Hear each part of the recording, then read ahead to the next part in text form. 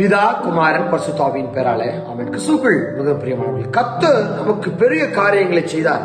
இது நிமித்தம் நாம் மகிழ்ந்திருக்கிறோம். எல்லாரும் ஒரு ஆமென் சொல்லலாமா? ஆமென். நாம் கிறிஸ்துவுக்குள் மிக பிரியமானவர். சங்கீதம் 126 சங்கீதத்துல 3வது வசனம், கர்த்தர் நமக்கு பெரிய காரியங்களை செய்தார் என்று சொல்லி இஸ்ரவேல் மக்கள் அடிமைத்தனத்திலிருந்து ஒரு விடுதலை அளித்தார், எங்களுடைய வாழ்வினுடைய சிறையிருப்பை மாற்றி தந்தார் என்று சொல்லி அவர்கள் மகிழ்ச்சியோடு கூட ஆண்டவரை புகழ்ந்த சங்கீதம் தான் இந்த பகுதி.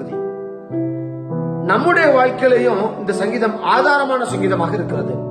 கர்த்தர் நம்முடைய ஒவ்வொருத்தருடைய வாழ்க்கையிலையும் பெரிய காரியங்களை செய்தார், செய்து கொண்டிருக்கிறார், செய்வார் என்கிற ஒரு ஆழமான ஒரு நம்பிக்கை விதைக்கக்கூடிய வார்த்தையாக இந்த வார்த்தை இருக்கிறது.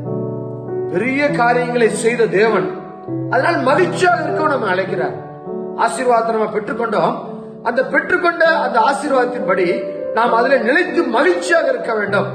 கர்த்தர் எனக்கு என்னுடைய வாழ்வை ஆசீர்வதித்திருக்கிறார், நன்மையான காரியங்களை செய்திருக்கிறார், இன்னும் நன்மையான காரியங்களை என்னுடைய வாழ்க்கையில தொடர்ந்து செய்து கொண்டே இருப்பார் என்கிற ஒரு ஆழமான சத்தியத்துக்குள்ளாக நாம் கடந்து வருகின்ற வேளையில மகிழ்ச்சி நமக்கு தானா வரும்.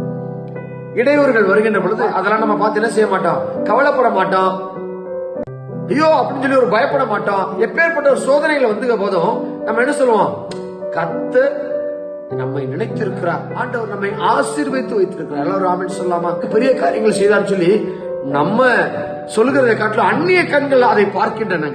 அந்நிய கண்கள் சொல்லுது, பா எவ்வளவு பெரிய ஒரு விடுதலைய இந்த குடும்பத்துக்கு தந்திருக்கிறார், எவ்வளவு பெரிய ஆசீர்வாதத்தை இந்த குடும்பத்துக்கு தந்திருக்கிறார், எவ்வளவு பெரிய ஒரு நற்செயலை இந்த குடும்பத்துக்கு, இந்த மகளுக்கு, இந்த மகனுக்கு ஆண்டவர் செய்திருக்கிறார் என்று சொல்லி இந்த உலகம் சொல்லுங்க.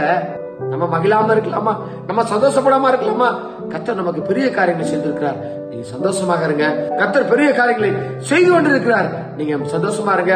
கர்த்தர் பெரிய காரியங்களை செய்ய காத்து கொண்டிருக்கிறார், நீங்க ஆயத்தமா இருங்க. எப்பொழுதும் சந்தோஷமாக இருங்க. நீங்க மகிழ்ச்சியோடு கூட உங்க வாழ்க்கையில நீங்க நடக்கின்ற பொழுது எந்த ஒரு காரியமும் உங்களை மேற்கொள்ள முடியாது. கர்த்தர் நம்முடைய பலனாய் இருந்து நம்முடைய கால் சிக்கிக் கொள்ளாதபடி எல்லா சூழ்நிலையும் நம்மளை பாதுகாத்து மகிழ்ச்சியோட நிறைவான வாழ்வுக்குள்ளாக நடத்தி செல்வாராக. ஆமென். God bless you.